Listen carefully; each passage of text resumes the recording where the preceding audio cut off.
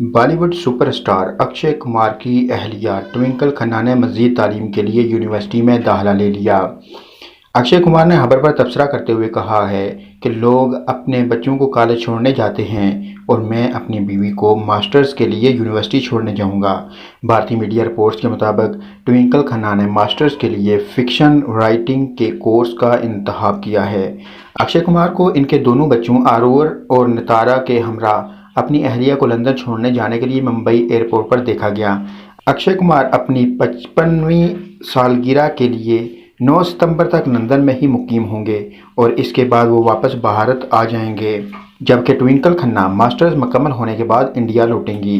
واضح رہے کہ ٹوئنکل کھنہ کی سب سے زیادہ فروخت ہونے والی کتابوں میں Mrs funny bones, pyjamas are forgiving اور the legend of Lakshmi Prasad شامل ہیں۔